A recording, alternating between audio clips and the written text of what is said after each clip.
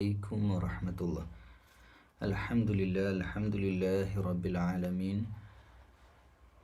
الحمد لله العزيز الجبار المتكبر هو الرحمن هو الرحيم. والصلاة والسلام على أشرف المرسلين وعلى آله وصحبه أجمعين. أما بعد. സൂറത്തുൽ ബഖറയിലെ 177 മുതലാണ് ഇന്ന് ഇൻഷാ അല്ലാഹ് നമ്മൾ മനസ്സിലാക്കാൻ പോകുന്നത്. أعوذ بالله من الشيطان الرجيم. بسم الله الرحمن الرحيم.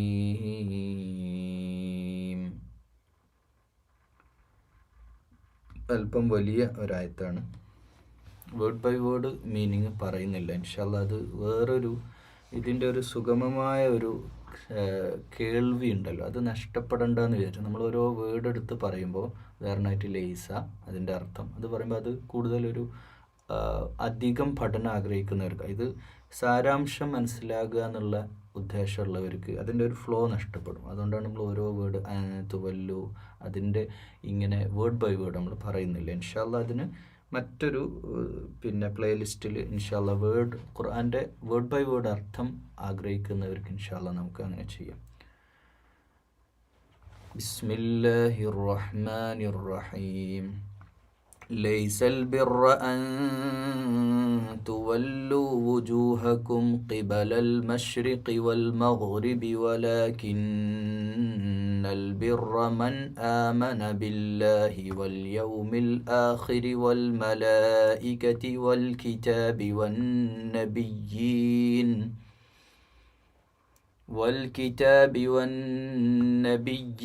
وآتى المال على حبه ذوي القربى واليتامى والمساكين وابن السبيل والسائلين وفي الرقاب وأقام الصلاة وآتى الزكاة والموفون بأهدهم إذا عاهدوا والصابرين في البأساء والضراء وحين البأس أولئك الذين صدقوا وأولئك هم المتقون. ليس البر എന്ന് പറഞ്ഞാൽ നമുക്കറിയാം പുണ്യം. നമ്മളെ ഖിബിലമാറ്റുമായിട്ട് ബന്ധപ്പെട്ടുള്ള വിവാദങ്ങൾ കഴിഞ്ഞ ആയത്തുകൾ നമ്മൾ ചർച്ച ചെയ്യുന്നു. അതായത് അള്ളാഹു ചർച്ച ചെയ്തു, വിശുദ്ധ ഖുർആനിലൂടെ നബി സല്ലല്ലാഹു അലൈഹി വസല്ലമ നേരിട്ട വിഷമത്തെ പരിഹരിച്ചിട്ടുണ്ട്. എന്ന് വെച്ചാൽ ആ വിഷയം വീണ്ടും എടുത്തുദ്ധരിക്കുകയാണ്. ലൈസൽ ബിർറ അൻ തുവല്ലു വുജൂഹ്, നിങ്ങളെ മുഖം അങ്ങോട്ടോ ഇങ്ങോട്ടോ തിരിക്കണതല്ല. മശ്രിഖിലോ മാരിബോ പടിഞ്ഞാറ്റ് തിരിക്കലോ കേക്ക് തിരിക്കലോ അതൊന്നും അല്ല. അതല്ല പ്രധാനം.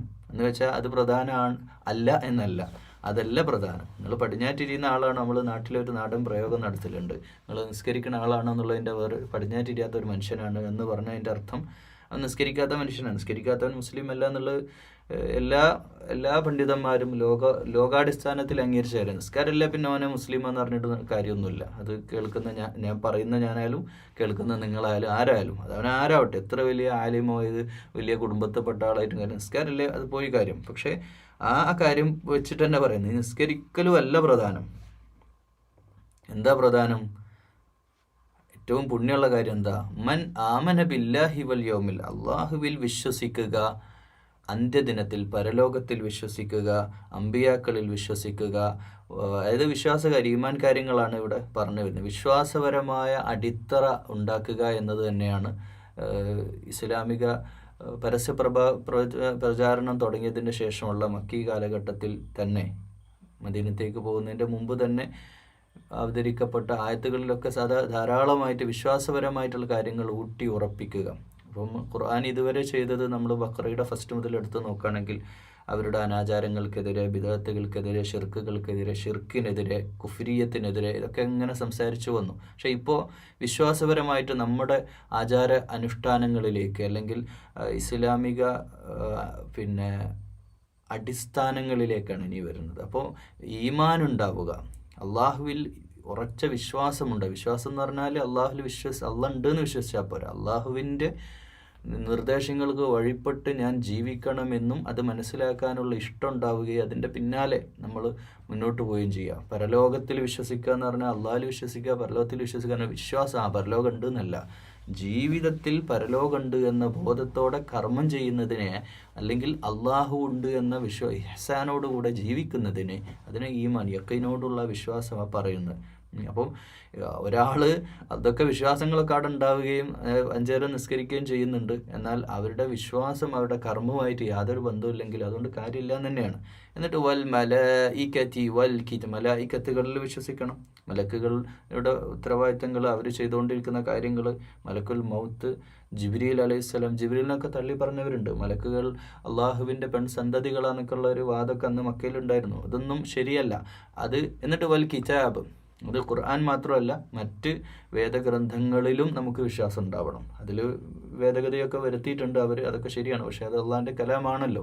അതും ഫുർഖാനും മൂസ അലൈഹി സ്വലാമിൻ്റെ തൗറാത്തും ഇഞ്ചീലും സബൂറും ഒക്കെ അള്ളാഹിൻ്റെ കലാം എന്നുള്ള അർത്ഥത്തിൽ നമ്മൾ വിശ്വസിക്കണം.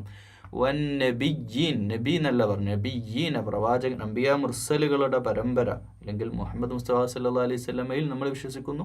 അതുപോലെ തന്നെ മറ്റ് നമ്മൾ അനുധാവനം ചെയ്യുന്നു. അതുപോലെ മറ്റ് അംബിയ മുർസലും നമ്മൾ വിശ്വസിക്കണം. എന്നിട്ട് തീർന്നിട്ടില്ല, വിശ്വാസം മാത്രം പോരാ, പിന്നെ കർമ്മപദത്തിലേക്ക് വരിക.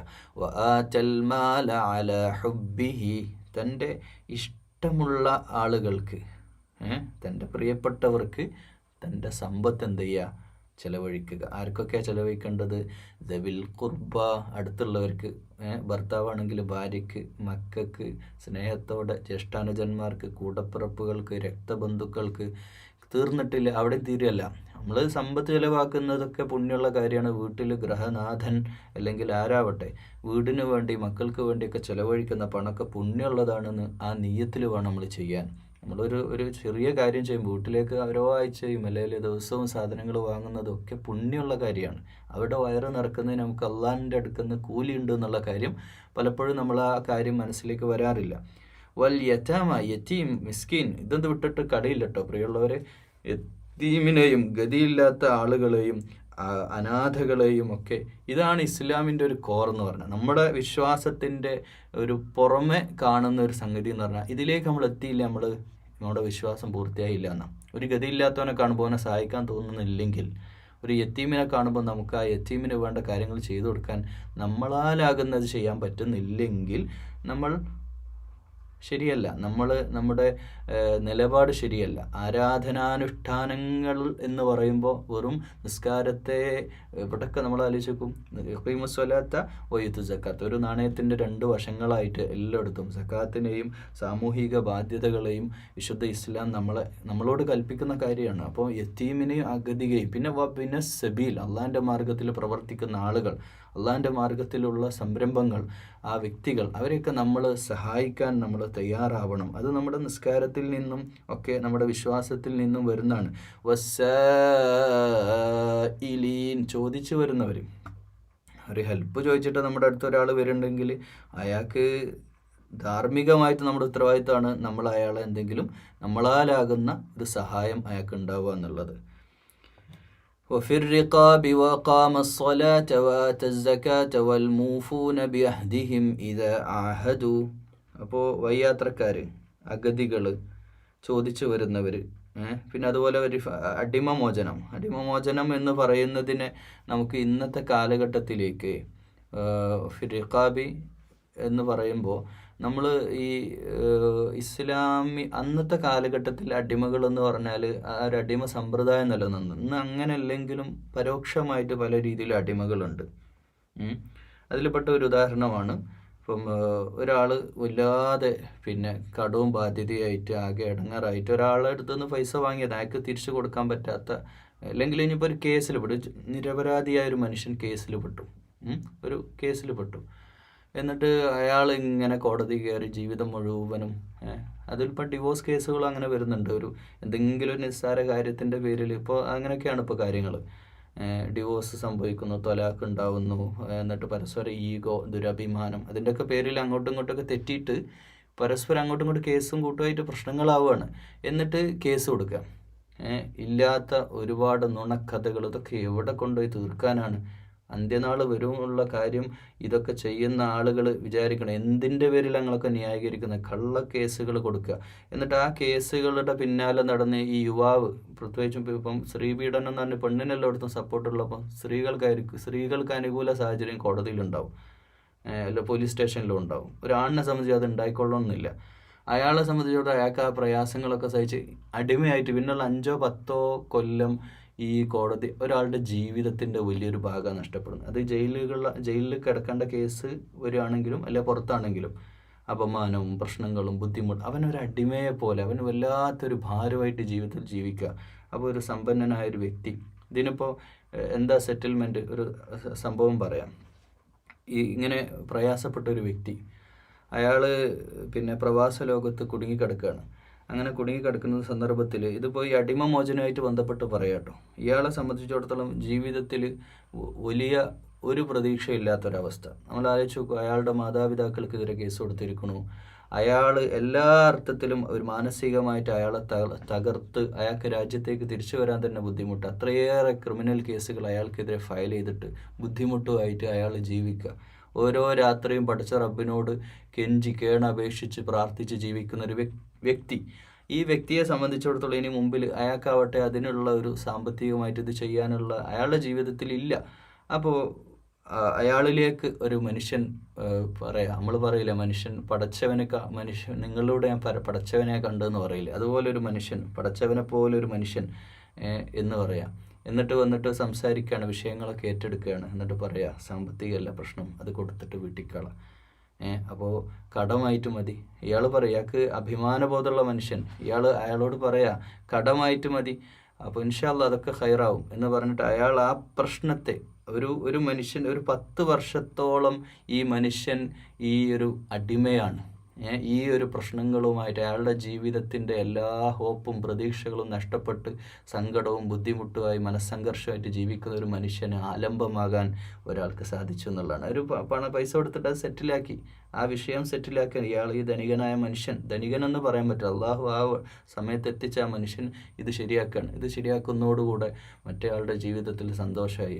അയാൾ ജീവിതത്തിൽ വലിയ 10 വർഷത്തിന് ശേഷം അയാൾ സ്വസ്ഥമായിട്ട് കിടന്നുറങ്ങുന്നത്, സ്വസ്ഥമായിട്ട് ഭക്ഷണം കഴിക്കുന്നത്, അയാൾ തിരിച്ച് മാതാപിതാക്കളുടെ അടുക്കലേക്ക് വരുന്നതൊക്കെ ഈ മനുഷ്യൻ കാരണമാണ്. നിങ്ങൾ ആലോചിച്ച് നോക്കൂ, ഇങ്ങനെയുള്ള പ്രവർത്തനങ്ങൾ ഇതൊന്നും ചിലപ്പോൾ ഒരു പക്ഷേ ലോകത്താരും അറിയില്ല.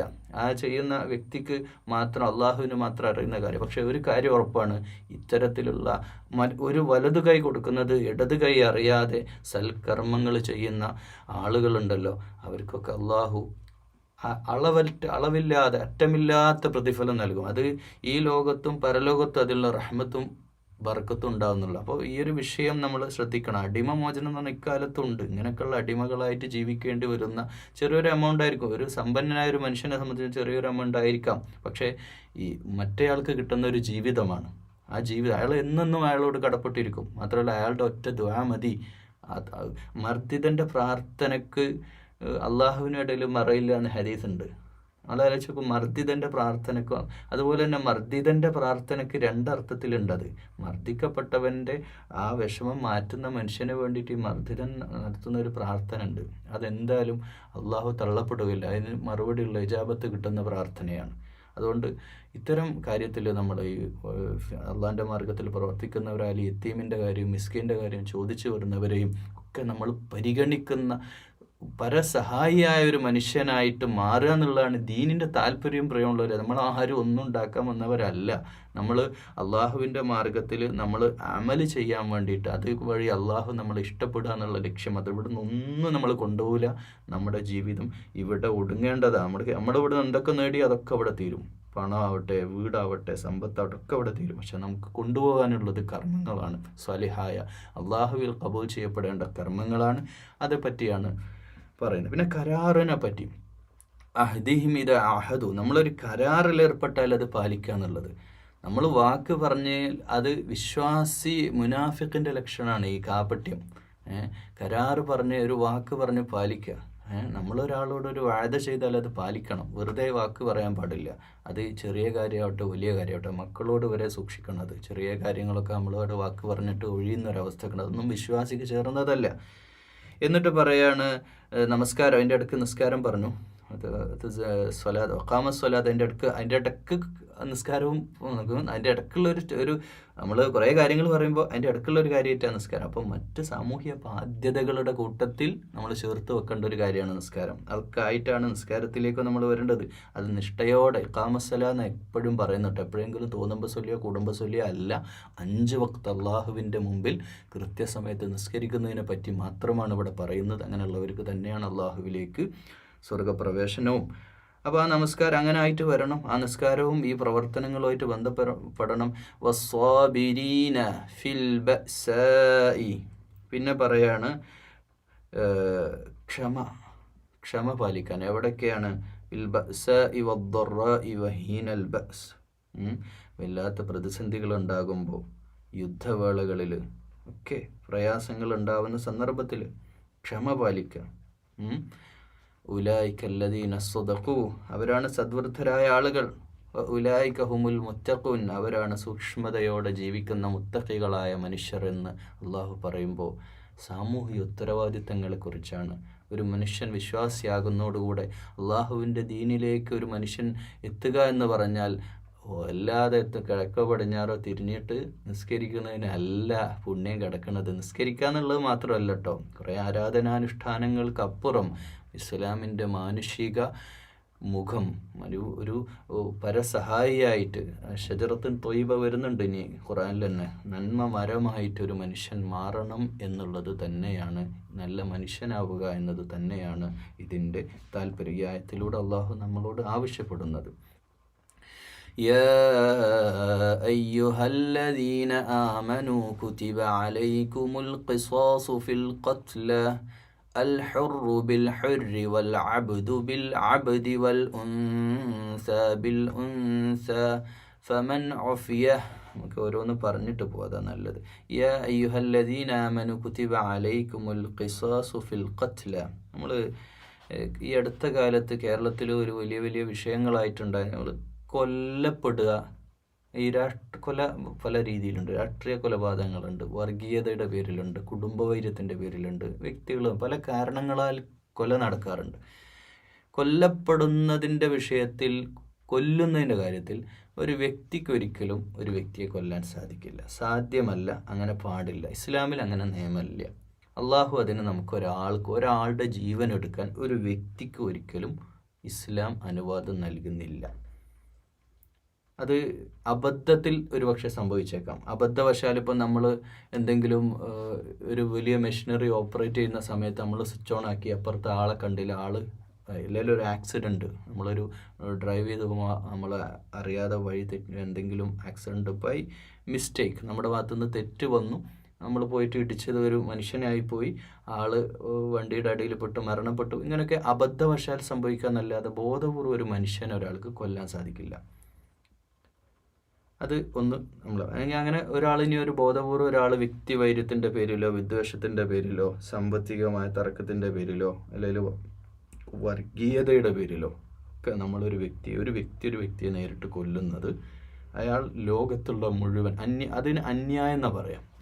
അത് ന്യായമില്ല. എനിക്ക് അയാൾ 10 ലക്ഷം തരാണ്ട് ഇതിൽ തന്നില്ല, ഞാൻ അയാളെ കൊല്ലാന്നല്ല, അതല്ല ന്യായം.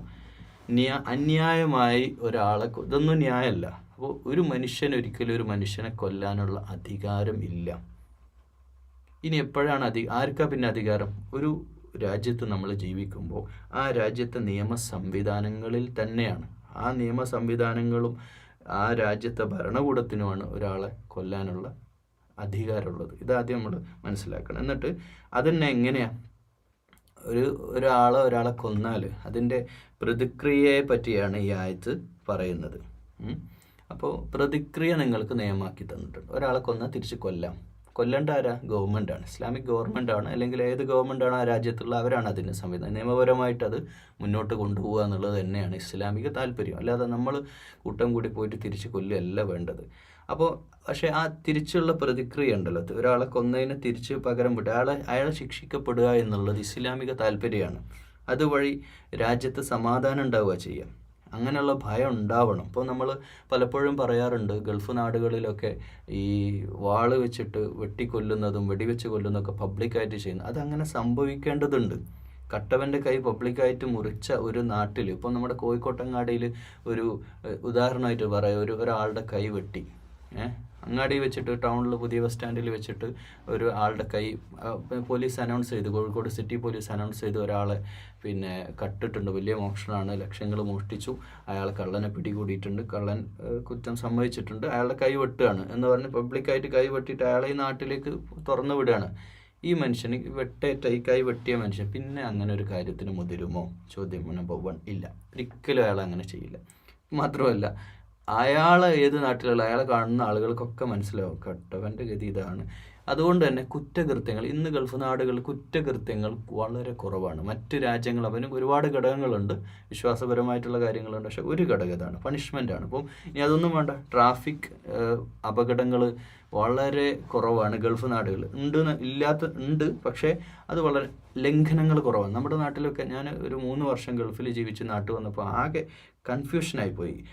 പണ്ട് ഞാൻ നാട്ടിൽ വണ്ടി ഓടിച്ച ആളാണ്, പക്ഷേ ഗൾഫിൽ ഡ്രൈവ് ചെയ്ത് നമ്മൾ നാട്ടിൽ വന്നിട്ട് വാഹനം ഓടിക്കുന്ന സന്ദർഭത്തിൽ നമ്മൾ വല്ലാതെ മനസ്സൊക്കെ എന്ത് രാജ്യമാണിത്, എന്ത് നാടാണ്, എന്ത് നിയമമാണെന്ന് തോന്നിപ്പോവും. കാരണം കണ്ടിന്യൂസ് ആയിട്ട് 3 വർഷം ഗൾഫിൽ നിന്നിട്ടോ. അപ്പോൾ അങ്ങനെയുള്ള സമയത്ത് അവിടെ നമുക്ക് ഉള്ള പിന്നെ നമ്മൾ ഒരു എത്രത്തോളം നിയമം പാലിക്കാൻ 2 കാരണമുണ്ട്. ഒന്ന് അവിടുത്തെ ഇൻഫ്രാസ്ട്രക്ചർ മാത്രം, അത് വലിയ കാര്യമാണ്. നല്ല റോഡുകൾ, നേരെയുള്ള റോഡുകൾ, അതിനുള്ള സിഗ്നൽ സംവിധാനങ്ങളൊക്കെ അവിടെ ഉണ്ട്, അത് വേറെ വിഷയം. പക്ഷേ അതിനൊക്കപ്പുറം ഫൈനാണ്. നമ്മളവിടെ സ്പീഡ് കൂട്ടിയാലും ഫൈന്, കുറച്ചാലും ഫൈന്, എന്തിന് തൊട്ട ഫൈൻ. അപ്പം വളരെ വിജിലൻ്റായിട്ട് മാന്യമായിട്ട് വണ്ടി ഓടിക്കും ഗൾഫിൽ. അത് പ്രധാനമായിട്ട് ശിക്ഷയെ ഭയന്നിട്ട്. അതുപോലെ ഒരാളെ കൊന്നാൽ ആ കൊന്ന ആൾക്ക് കൊല്ലാൻ പോകുമ്പോൾ തന്നെ അവൻ്റെ മനസ്സിൽ ഞാൻ കൊന്നു കഴിഞ്ഞാൽ ഞാൻ പുറം ലോകം കാണൂല, ഞാൻ ജയിലിലാവും, എന്നെ ശിക്ഷിക്കും എന്നൊക്കെ ഒരു കോടതിയും പോലീസൊക്കെ ഉണ്ട് എന്ന് ഭയപ്പെട്ടിട്ട് തന്നെ ആളുകളെ കൊല്ലാതിരിക്കുക. അല്ലെങ്കിൽ പിന്നെ അരാജകത്വമാവില്ലേ? അപ്പോൾ 6-ാം നൂറ്റാണ്ടിലെ പോലെ അരാജകത്വം നടമാടുന്ന ഒരു നാടായിട്ട് മാറൂലേ നമ്മുടെ രാജ്യം. അപ്പോൾ അതിൽ ജീവിതം ഉണ്ടെന്നാണ് പറയുന്നത്. അപ്പോൾ കൊലയാളിക്ക് പിന്നെ അൽ ഹുറു ബിൽ ഹുറി വൽ ആബിദു ബിൽ ആബിദി വൽ ഉൻസ ബിൽ ഉൻസ, അതായത് അത് സ്ത്രീ ആവട്ടെ, അടിമയാവട്ടെ, അല്ലെങ്കിൽ പിന്നെ ആരാവട്ടെ, അത് തിരിച്ചങ്ങനെ തന്നെ പ്രതിക്രിയ നമ്മൾ ചെയ്യും. ആരാണോ കൊന്നത് ആ കൊന്ന ആളെയാണ് തിരിച്ച് കൊല്ലേണ്ടത്. എന്നാൽ ഫമൻ അഫിയ, അഫു ചെയ്യാൻ മിൻ അഖി, ആ മരിച്ച ആൾക്ക് എന്തായാലും അഫു ചെയ്യാൻ കഴിയില്ല. പിന്നെ ആരാ? അവരുമായിട്ട് ബന്ധപ്പെട്ട ആളുകൾ. ഫത്തിബാഉൻ ബിൽ മഅറൂഫ് അദാഉൻ ഇലൈഹി ബിൽ ഇഹ്സാൻ. അപ്പോൾ ഇഹ്സാനോടുകൂടെ ഏറ്റവും നല്ല രീതിയിൽ ആ സഹോദരന്, തൻ്റെ സഹോദരന് മാപ്പ് കൊടുക്കുകയാണെങ്കിൽ മാന്യമായ നഷ്ടപരിഹാരം കൊടുത്തിട്ട് മാപ്പ് കൊടുക്കാം. അതിപ്പോൾ ഒരാളെ കൊന്നു, ആ കൊന്ന ആളെ തിരിച്ച് കൊല്ലാനാണ് എല്ലാവരും. ഗൾഫ് സിസ്റ്റത്തിലൊക്കെ കോടതി ഉണ്ടാവും, വിചാരണയൊക്കെ കഴിഞ്ഞ് അവസാന സന്ദർഭത്തിലും കൊല്ലുന്നതിൻ്റെ മുമ്പും കുടുംബക്കാരോടും ബന്ധുക്കളോടും അടുത്ത രക്തബന്ധുക്കളോടൊക്കെ ചോദിക്കും കൊല്ലട്ടെ. അപ്പോൾ അവർക്ക് തോന്നുകയാണ് മാഫ് സാരമില്ല. അടുത്ത കാലത്തൊരു ഗൾഫിൽ ഒരു വല്ലാതെ എല്ലാവരെയും പ്രയാസപ്പെടുത്തുന്ന ഒരു പിന്നെ ഒരു അബദ്ധവശാലാണോ എന്തോ അറിയില്ല, ഒരു അറബ് കുടുംബത്തിൽപ്പെട്ട തന്നെ ഒരു കുട്ടിയെ വേറൊരു കുട്ടി കൊല്ലുകയാണ്. അപ്പോൾ ആ ഉമ്മയൊക്കെ ആ മോനെ കെട്ടിപ്പിടിച്ച് കരയുന്നതും ആ തിരിച്ച് കൊലപാതകം അവിടെ നടപ്പാക്കുകയാണ്. എത്ര വലിയ അറബ് കുടുംബത്തിലെ കുട്ടിയാണത്. പക്ഷേ പറഞ്ഞിട്ട് കാര്യമില്ല, കൊന്നു. അബദ്ധവശാലല്ല എന്നാണ് പറയപ്പെടുന്നത്, അബദ്ധവശാലാണ് എന്നും അല്ല എന്നൊക്കെ പറയപ്പെടുന്നുണ്ട്. പക്ഷേ അതൊക്കെ ഇപ്പോൾ അടുത്ത കാലത്ത് ഉണ്ടായ സംഭവങ്ങളാണ്. പക്ഷേ അവരോട് ചോദിക്കണ്ടേ ലാസ്റ്റ് മൊമെൻറ്റിലും നിങ്ങൾ പുറത്തു കൊടുക്കുമോ ഇത്ര? അവർ എന്നിട്ട് ഈ കൊല്ലാൻ പോകുന്ന കുട്ടിയുടെ കുടുംബക്കാർ വലിയ സമ്പത്തുള്ള ആളുകൾ വന്നിട്ട് അവരുടെ മുഴുവൻ സ്വർണവും പിന്നെ സാധനങ്ങളൊക്കെ കൊണ്ടു കൊടുക്കുകയാണ്, കോടികളുടെ സാധനം കൊണ്ടു കൊടുക്കുക. എന്നിട്ട് പറയാണ് മോനെ ഒഴിവാക്കണം. അപ്പോൾ പറയാണ് ഇല്ല, അവർക്ക് അത് ഇല്ല എന്ന് പറയണം, ഇല്ല എന്ന് തന്നെയാണ്, അവർക്ക് ശിക്ഷയൊന്നുമില്ല.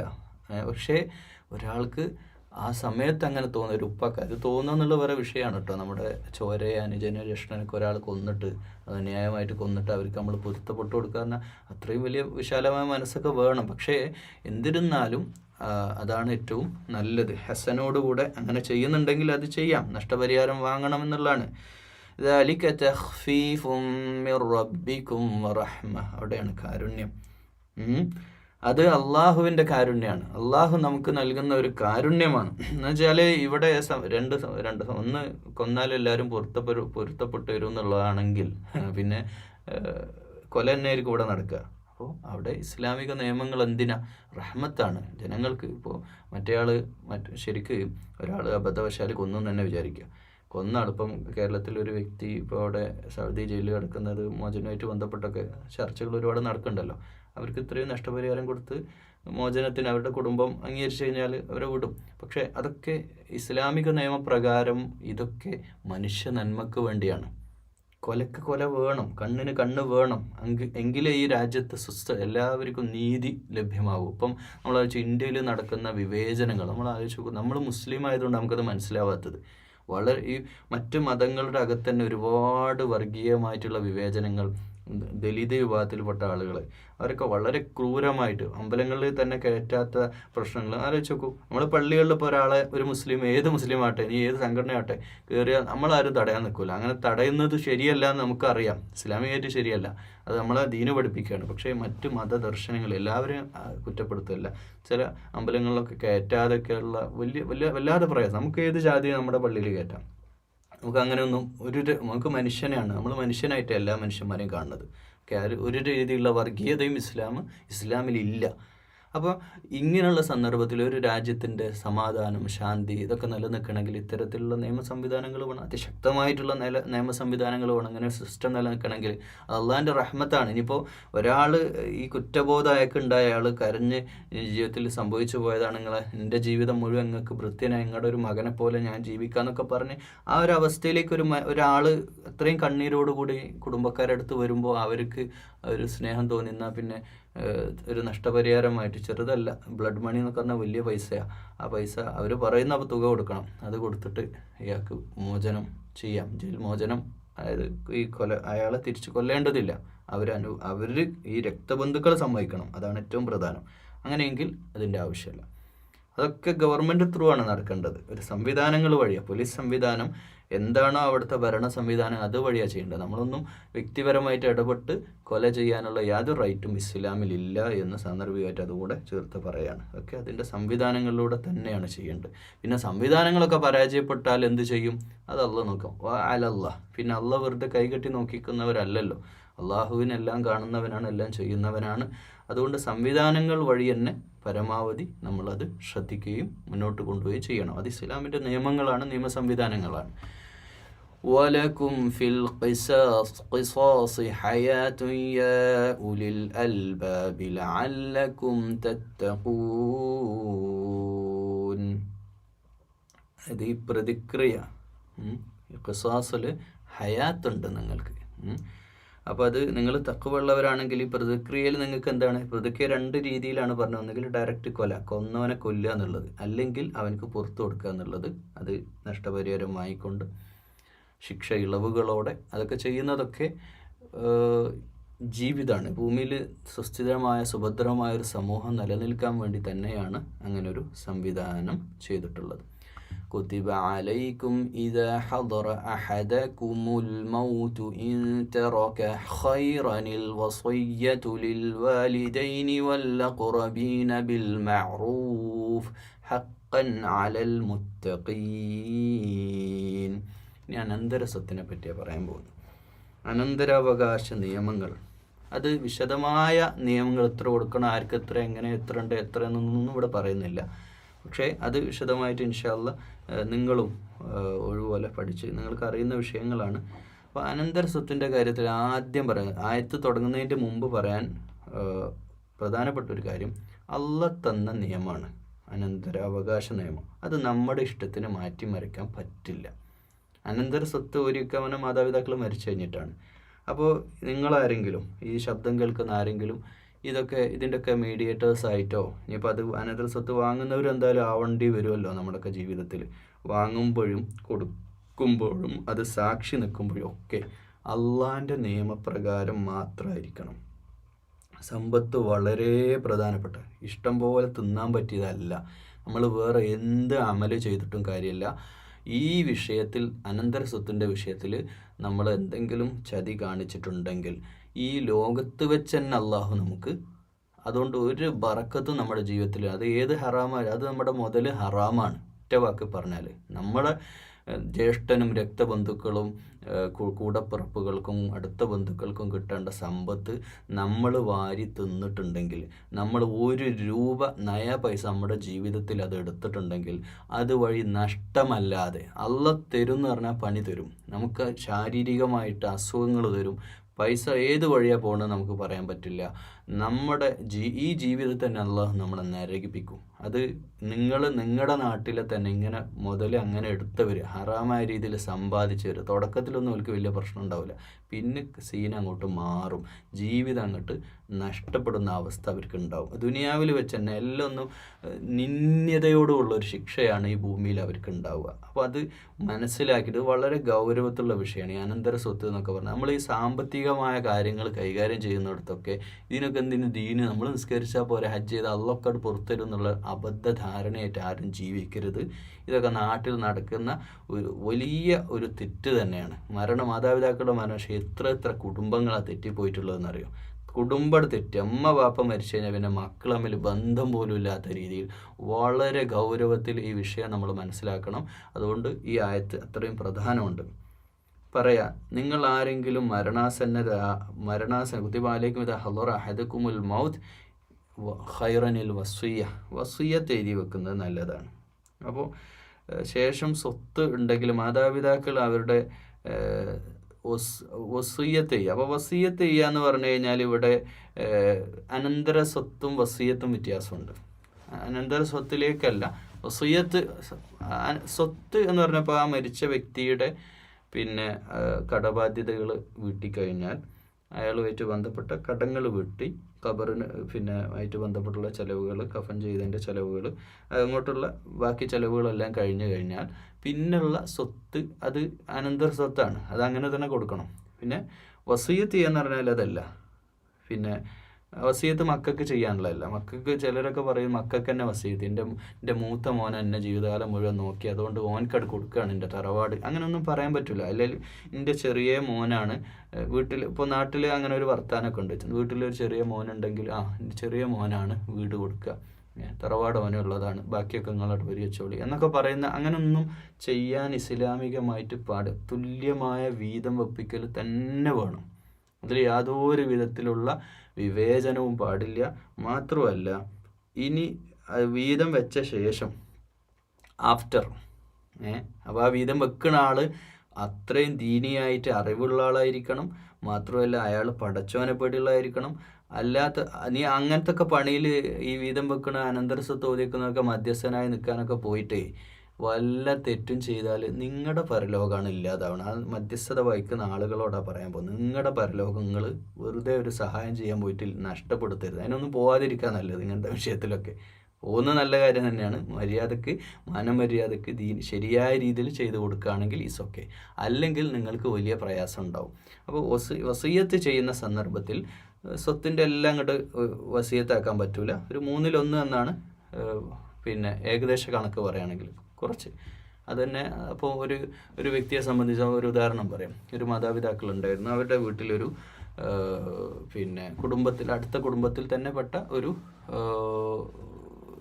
എന്താ പറയുക, ഒരു വേലക്കാരി ഉണ്ടായിരുന്നു. വേലക്കാരിയെ പോലെ ആ വീട്ടിൽ കഴിഞ്ഞ ഒരു സ്ത്രീ ഉണ്ടായിരുന്നു. ഈ മാതാപിതാക്കളുടെ മക്കളൊക്കെ പല രാജ്യത്തൊക്കെ ആയപ്പോൾ ഈ ഉമ്മാനിപ്പാനി ജീവിതകാലം അവസാനം മരിക്കണവരെ നോക്കുന്ന, ഇത്രയും കാലം വർഷങ്ങളോളം നോക്കിയ ഒരു മോള് അവിടെ ഉണ്ടായിരുന്നു വിചാരിക്കുക. ഒരു മകളും ഒരു കുടുംബം ഉണ്ടായിരുന്നു. അപ്പോൾ അവർക്ക് ഒന്ന് വസിയ്യത്ത് എഴുതി വെച്ച് കൊടുക്കാം. കാരണം മക്കളെ സംബന്ധിച്ചിടത്തോളം ഓൽക്കൊന്നും ഇപ്പോൾ പൈസേൻ്റെ ഒരു ആവശ്യമൊന്നുമില്ല. ആവശ്യമില്ല എന്നല്ല, അന്തരസ്വത്ത് അവർക്ക് തന്നെ പോകണം. പക്ഷേ എൻ്റെ ഈ വകയിലുള്ള ഈ ബന്ധുവിന് ഞാൻ ഇന്നെ കൊടുക്കാൻ ഇൻഷാല്ലാ തീരുമാനിച്ചു. ഇന്ന ആ സ്ഥലത്തുള്ള 5 സെൻറ്റ് സ്ഥലം ഞാൻ ഈ മോക്ക് കൊടുക്കാൻ തീരുമാനിച്ചിട്ടുണ്ട് എന്ന് പറയുമ്പോൾ മൊത്തം സ്വത്തല്ല പറയുന്നത്, ഒരു 1/3 ഇങ്ങനെ വസിയ്യത്ത് ചെയ്ത് നേരത്തെ തന്നെ വെക്കാം. അതോടൊപ്പം തന്നെ പിന്നെ വേണ്ട ആളുകളൊക്കെ അനന്തര അവകാശവുമായിട്ട് ബന്ധപ്പെട്ടുള്ള വിഷയത്തിൽ നേരത്തെ തന്നെ ആളുകളോട് പറഞ്ഞു വെക്കാം. ഇന്ന ആളുകളായിരിക്കണം സ്വത്തൊക്കെ വീതിക്കേണ്ടത് എന്നൊക്കെ പറഞ്ഞു വെക്കാം. ഫമൻ ബദ്ദലഹു ബഅദമാ സമിഅ, അതായത് ആ വസിയ്യത്ത് കേട്ട ശേഷം അത് മാറ്റിമറിച്ചാൽ, ഈ വസിയ്യത്ത് കേട്ടിട്ട് പിന്നെ അത് മാറ്റിമറിക്കാൻ പാടില്ല. അതങ്ങനെയാണ്. ഒരാൾ മരിക്കുന്നതിന് മുമ്പ് എഴുതി വെക്കണതാണ്. അപ്പോൾ വസിയത്ത് പിന്നെന്ത് ചെയ്യരുത്, നമ്മളത് മാറ്റാൻ പാടില്ല. ഫഇന്നമാ ഇസ്മുഹു അലല്ലദീന യുബദ്ദിലൂനഹു ഇന്നല്ലാഹ സമീഉൻ. അള്ളാഹ് എല്ലാം കേൾക്കുന്നുണ്ട്, എല്ലാം അഗാധമായിട്ട് ഡെപ്തിൽ ഓരോ കാര്യം അറിയുന്നുണ്ട്. അതുകൊണ്ട് ഒരിക്കലും ഒരു വസിയത്ത് എഴുതിയിട്ടുണ്ടെങ്കിൽ അത് മാറ്റാൻ ആർക്കും യാതൊരു, മക്കൾക്കോ അതിന് സാക്ഷി നിൽക്കുന്നവരോ അത് കൈകാര്യം ചെയ്യുന്ന ആളുകളോ അവർക്കൊന്നും യാതൊരു, അത് ബദല എന്ന് പറയാൻ മലയാളത്തിൽ തന്നെ പറയാം, ബദലാക്കാം, അങ്ങോട്ടും ഇങ്ങോട്ടും ചെറിയ അഡ്ജസ്റ്റ്മെൻറ്റ് വരുത്താൻ ഒന്നും പറ്റില്ല. അതങ്ങനെ തന്നെ കൊടുത്തേ പറ്റൂ.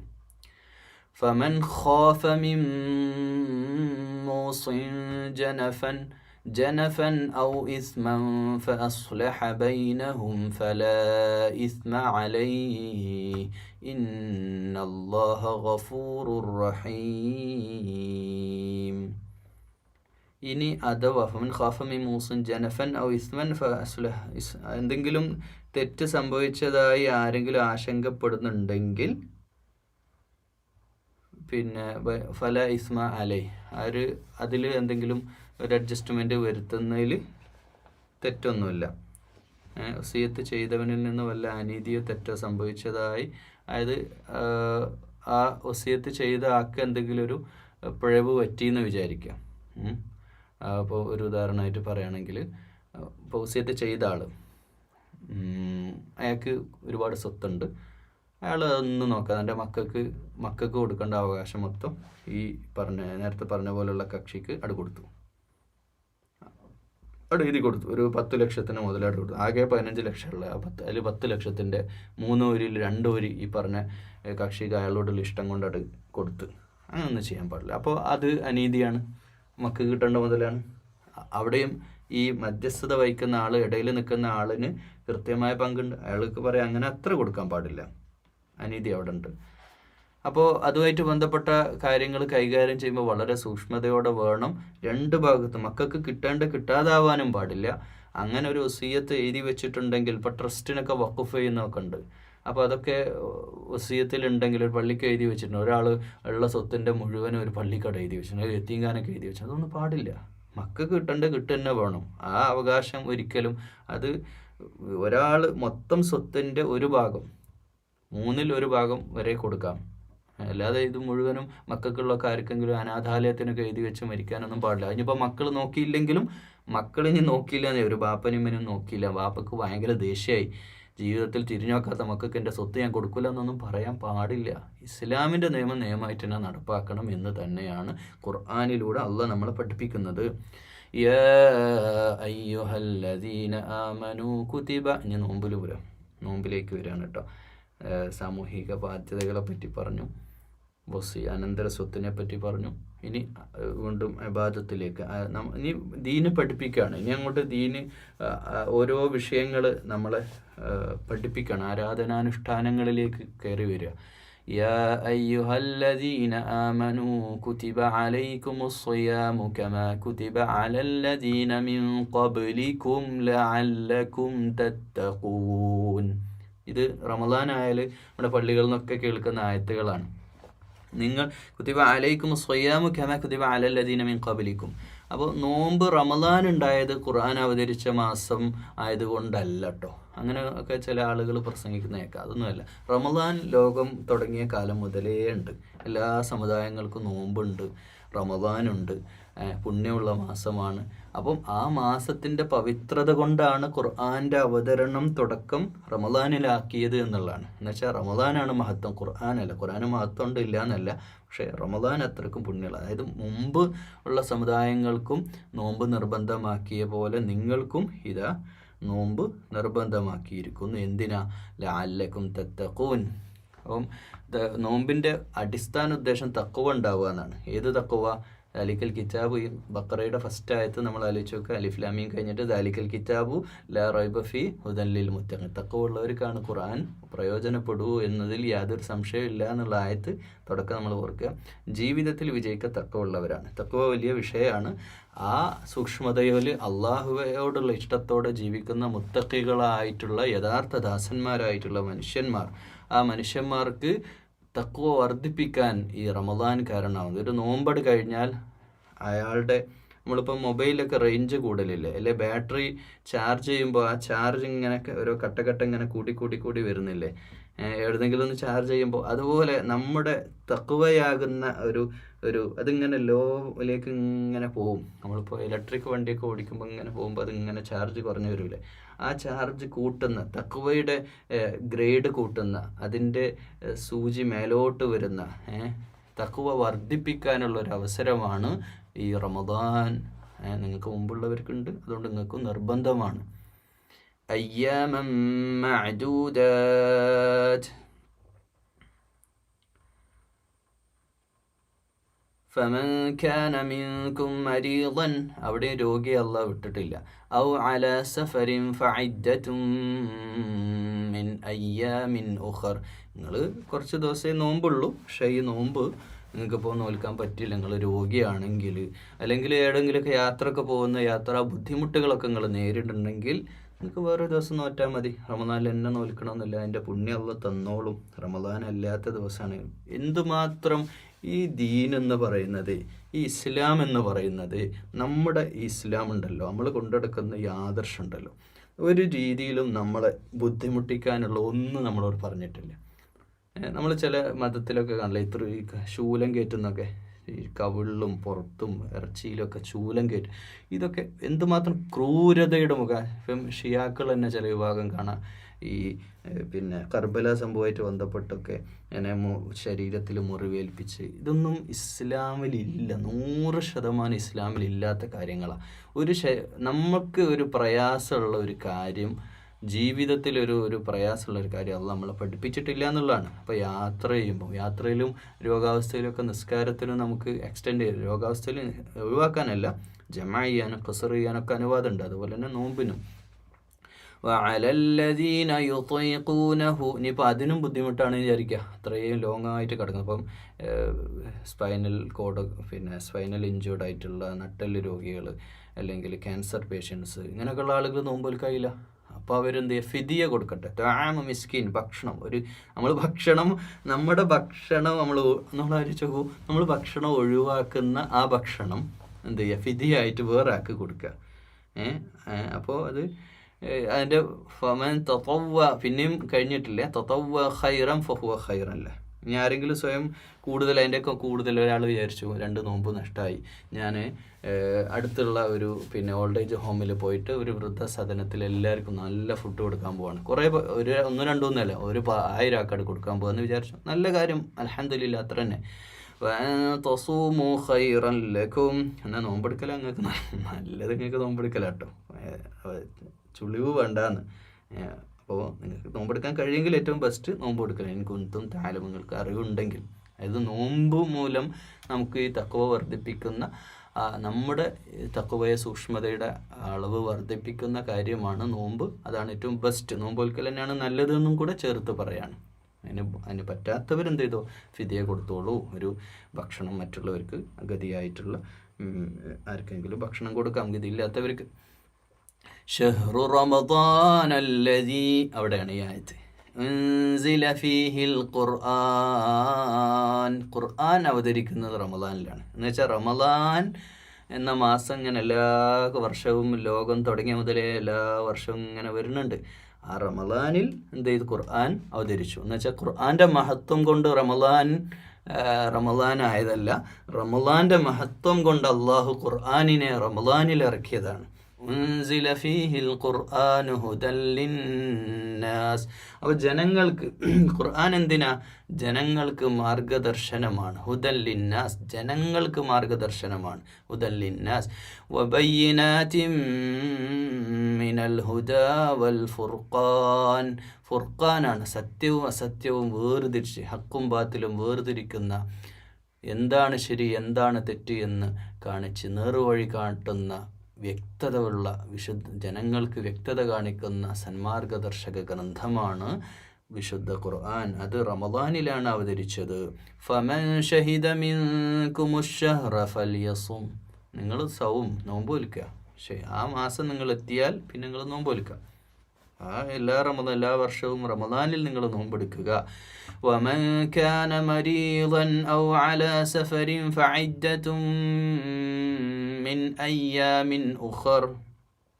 നിങ്ങൾ ഏതെങ്കിലും യാത്രയിലോ അല്ലെങ്കിൽ പിന്നെ അത് എന്നോട് ചേർന്ന് നോമ്പ് എന്ന് പറയുമ്പോൾ തന്നെ ബുദ്ധിമുട്ടാക്കണില്ല. നമ്മൾ ഒരു സ്നേഹത്തോടുള്ള ഒരു കാര്യങ്ങളാണ് പറയുന്നത്. നമ്മളിപ്പോൾ ഒരാളോട് ഒരു കാര്യം പറയാം, നമ്മളിപ്പോൾ ഒരു സ്റ്റാഫ് നമ്മുടെ പിന്നെ കീഴിൽ ജോലി ചെയ്യുന്ന ഒരാളോട് പറയാണ്, നീ വരുമ്പോൾ അതൊന്ന് പോസ്റ്റ് ചെയ്തിട്ട് വരാൻ. എനിക്ക് ബുദ്ധിമുട്ടാവില്ലല്ലോ, ബുദ്ധിമുട്ടാവുകയാണെങ്കിൽ നമുക്ക് വേറെ എന്തെങ്കിലും ഓപ്ഷൻ നോക്കാം എന്ന് പറയുന്ന പോലെ നമ്മൾ എത്രത്തോളം സ്നേഹത്തോടു കൂടെ ഒരു ബോസ് തൻ്റെ സ്ഥാപനത്തിലുള്ള ഒരു കീഴുദ്യോഗസ്ഥനോട് സംസാരിക്കുന്ന പോലെ എന്തൊരു സ്നേഹത്തോടെയാണ്. അള്ളാഹു നമ്മുടെ മേലെയുള്ള പരമാധികാരിയെ റബ്ബ് നോമ്പ് പറ്റാൻ മതി എന്നോട് പറഞ്ഞാൽ മതി. പക്ഷേ വളരെ സ്നേഹത്തോടുള്ള വർത്തമാനം പറയുന്നത്. ഈ യാത്രയിലൊക്കെ ആണെങ്കിൽ അത് വേറെ സമയത്ത് നിങ്ങൾ ചെയ്തോളൂ എന്ന് പറയാണ്. നേരത്തെ പറഞ്ഞതിൻ്റെ അനുബന്ധം പിന്നെ അതിനെ ഒന്നുകൂടെ പറയാണ്. എന്നിട്ട് പറയാണ്, യുരീദുല്ലാഹു ബിക്കുമുൽ യുസ്ര വലാ യുരീദു ബിക്കുമുൽ ഉസ്ർ. അള്ളാഹു നിങ്ങൾക്ക് എളുപ്പമുണ്ടാക്കാനാണ്. യസ്ര എന്ന് പറഞ്ഞാൽ എളുപ്പമുണ്ടാക്കാനാണ്. വലാ യുരീദു ബിക്കും, അള്ളാഹു ഉദ്ദേശിക്കുന്നത് നിങ്ങളെ പ്രയാസപ്പെടുത്താനല്ല, നിങ്ങളാരെയും ഇടങ്ങറാക്കാനോ ബുദ്ധിമുട്ടിക്കാനോ അല്ല. എന്തൊരു റഹ്മാനാണ് പ്രിയമുള്ളവരെ നമ്മുടെ റബ്ബ്. അള്ളാഹു എത്രത്തോളം നമ്മൾ സ്നേഹിക്കുന്നുണ്ട്. നമുക്കെല്ലാം തന്നിട്ട് അള്ളാഹുവിന് ഓർഡർ ഇട്ടാൽ മതിയല്ലോ. പക്ഷേ ആ ഓർഡർ പോലും ഇല്ലാതെ നിങ്ങൾക്ക് പ്രയാസമാണെങ്കിൽ അള്ളാഹ്ക്ക് അറിയാലോ. മനുഷ്യന്മാർ ദുനിയാവിൽ യാത്രക്കാരുണ്ടാവും, രോഗികളുണ്ടാവും, അല്ലേ? മനുഷ്യർക്ക് വേണ്ടി അവതരിക്കപ്പെട്ട ദർശനമാണിത്. പ്രകൃതിയുടെ ദർശനമാണ്. പ്രകൃതിയെപ്പോലെ നമ്മളെ അറിഞ്ഞ് നമ്മുടെ റബ്ബ് നമ്മുടെ കാര്യങ്ങൾ ചെയ്യുക. വലിതുക്മിലുൽ ഇദ്ദത വലിതുകബ്ബിറുല്ലാഹ്. പിന്നെ നോമ്പിൻ്റെ എണ്ണം പൂർത്തിയാക്കാനോ അതിന് ഒരു എണ്ണം കണക്കുണ്ടല്ലോ, കണക്ക് പൂർത്തിയാക്കുകയും ചെയ്യേണ്ടതുണ്ട്. വഅലമഹജാക്കും, നിങ്ങൾ നിർവഹിലാക്കാനും, വലഅല്ലക്കും തഷ്കുറൂൻ, നന്ദി കാണിക്കാനും. ഉണ്ട ചോറിന് നന്ദി കാണിക്കുക. അള്ളാൻ്റെ മണ്ണിൽ അള്ളാൻ്റെ വായു, അള്ളാൻ്റെ വെളിച്ചം, അള്ള തന്ന ഭക്ഷണം എല്ലാം കഴിച്ച് ഇങ്ങനെ ജീവിക്കുമ്പോൾ അള്ളാഹുവിന് നന്ദി കാണിക്കാൻ, അതും ഈ നോമ്പ് വഴി നമ്മൾ പിന്നെ വയറ് വിശപ്പ് അനുഭവിക്കുന്നുണ്ടെങ്കിൽ നമ്മുടെ ഇമോഷൻസിനെ നമ്മുടെ വൈകാരിക തലങ്ങളൊക്കെ കൺട്രോൾ ചെയ്യാനും അതേപോലെ തന്നെ നമ്മൾ നന്നാവാനും